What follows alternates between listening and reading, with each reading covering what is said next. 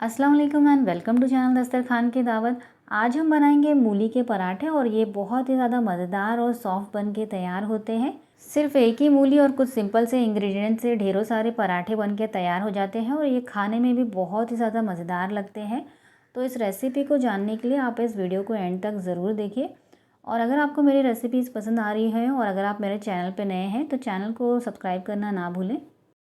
मूली का पराठा बनाने के लिए मैंने यहाँ पर एक बड़े साइज़ की मूली ले ली है और इसे हमने बीच में से तोड़ लिया था क्योंकि ये बहुत बड़े साइज़ की मूली है।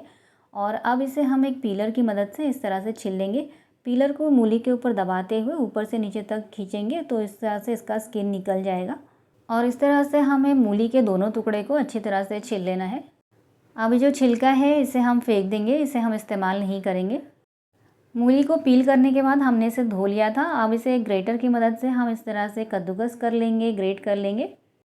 तो यहाँ पर हमने पूरी एक मूली को कद्दूकस कर लिया है। अब इसे कुछ देर के लिए साइड में रख देंगे और चलिए पराठे का आटा लगा लेते हैं।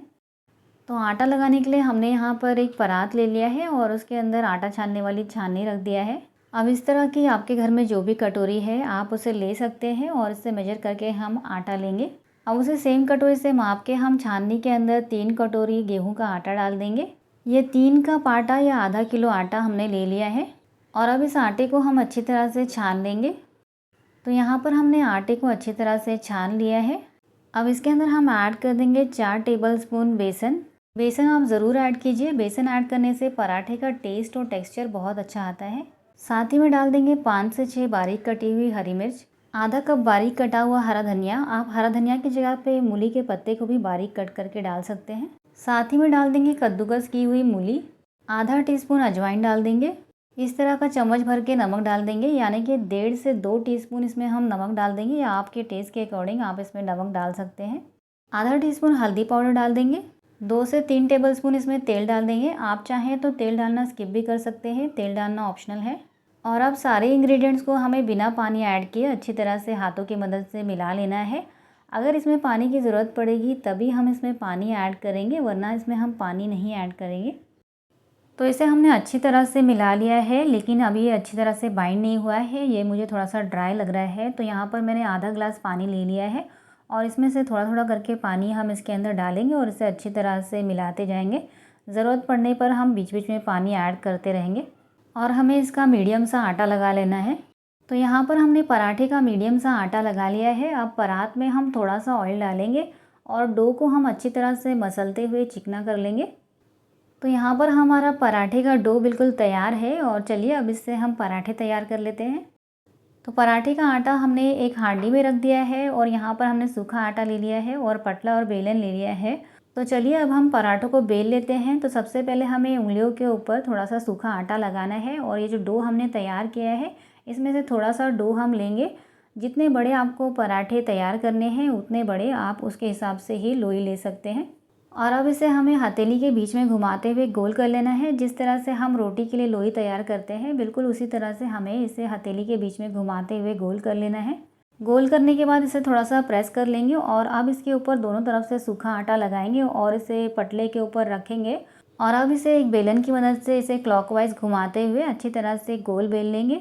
बीच बीच में अगर ज़रूरत पड़े तो फिर से सूखा आटा लगाएंगे और फिर से इसे अच्छी तरह से गोल बेल लेंगे। और पराठों को हमें ना ही बहुत ज़्यादा मोटा बेलना है ना ही बहुत ज़्यादा पतला बेलना है, इसे हमें मीडियम थिकनेस का बेलना है। तो यहाँ पर हमने एक पराठे को बेल के तैयार कर लिया है। अब चलिए हम इसे सेक लेते हैं।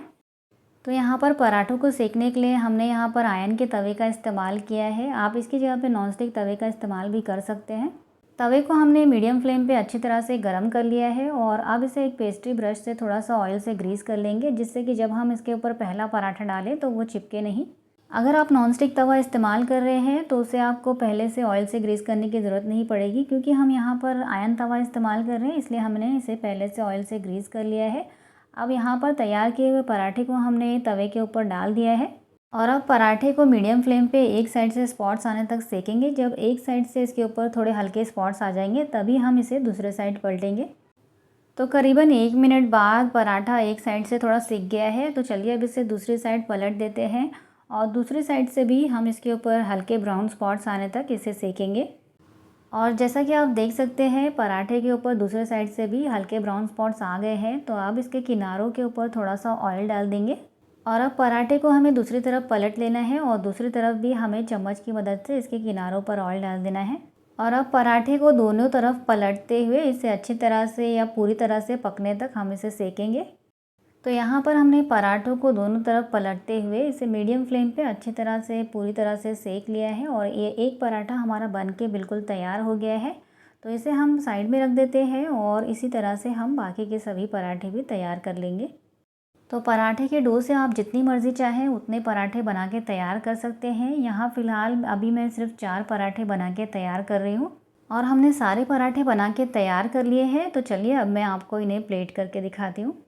तो चलिए अब मज़ेदार से गर्मा गर्म मूली के पराठों को सर्व कर लेते हैं। तो हमने यहाँ पर 4 पराठे तैयार किए हैं और इसे हम आज दही के साथ सर्व करने वाले हैं। तो यहाँ पर हमने दही को निकाल लिया है।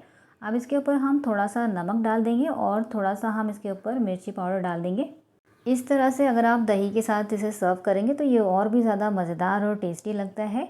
वैसे आप इसे अचार के साथ या इसे इस तरह से सादा भी एंजॉय कर सकते हैं।